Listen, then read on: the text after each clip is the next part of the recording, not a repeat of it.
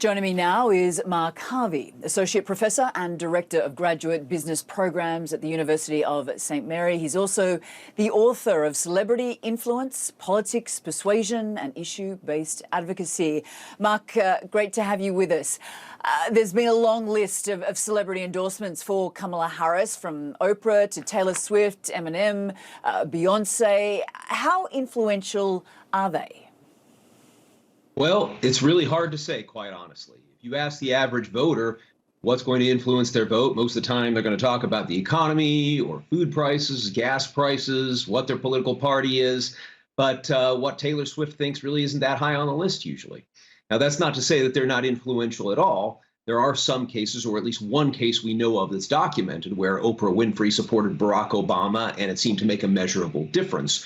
But the challenge is trying to delineate the effect of a celebrity endorsement in this sort of crowd of many, many other variables that are going on out there. I want to ask you about Oprah, but first, on Friday night, Cardi B was on stage with Harris.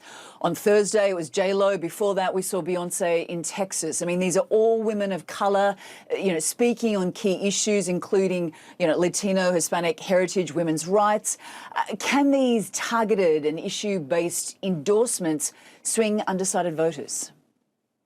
I think it's possible. Based on my research in my book, there are some variables that I think are important to the credibility of celebrities. And keep in mind, that context was when they're endorsing on issues rather than candidates. But I do think that there are some things that can be learned. First of all, it's important to say that just because somebody's famous and just because it's a celebrity doesn't necessarily mean that they're influential, right?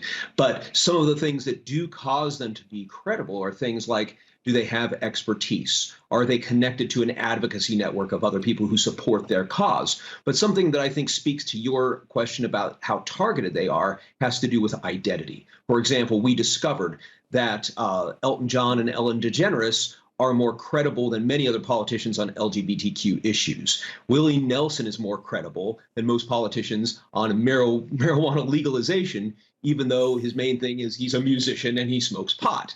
So there is something to be said about a celebrity being associated with an issue, or in this case, maybe with a group of people, right? So you take Eminem and you put him in Detroit. He's not just a celebrity, he's a hometown hero. And so that increases that connection. It's the same thing, I think, when you have women of color speaking to other women of color. The connection that you have sometimes when there's shared identities makes them potentially more influential. And relatable, obviously.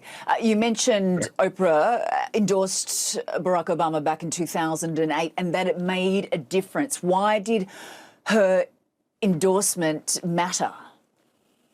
Well, I think there's some personal reasons, and there may be also some reasons in terms of credibility. Some of the credibility stuff I already mentioned, but keep in mind, Oprah had already established her brand for a long time. She already was influential in terms of knowing the kinds of things that fit her brand. And in addition, she testified before Congress.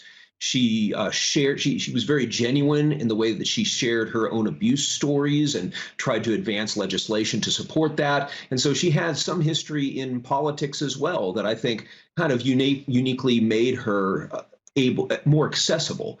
But I also think this idea of brand match is a really important thing too, right? I often talk about a study that was done in the early 2000s about Jessica Simpson, where they discovered that Jessica Simpson could sell perfume, but she couldn't sell pocket knives, right? Well, I think maybe advocacy, celebrity endorsement of candidates, that may be pretty on brand for Oprah. It may not necessarily be on brand for every celebrity. Well, after the presidential debate, Taylor Swift endorsed Harris. As we know, her Swifties are a huge, passionate, motivated fan base. Can she move the needle for Harris? And do you expect her to take the stage with Harris in the final days? Well, it's funny you should mention that. My colleagues and I actually did some research on that very question. And the research we did was back in August before Swift actually made her endorsement. And the question was, if she endorses Democrats, is it going to matter? And so we did a study with over 1,000 people, and half the people we exposed to pictures of Taylor Swift saying, go vote, and the other half vote for Democrats. And the only people that she was able to influence really are people in her fan base, which is not surprising, right? You know, they're going to be influential with the people who are the fans. But we found that the ones that supported Trump on one side aren't going to change their mind. The ones who were supporting Harris, I mean, they already know what Taylor's sort of on brand for, so they were already decided. It was the undecided ones where she made an impact. And when they said just go vote, then these people were much more likely to want to go and register, which is consistent with what we've discovered when she starts saying, hey, go register. I mean, we've seen the numbers, and there's definitely a burst of activity there. However, when she said vote for Democrats, people were actually less likely to want to vote for a Democrat, which is a little counterintuitive, right? But I think that there's a lot of people out there who just simply don't necessarily want their entertainment and their music mixed with their politics.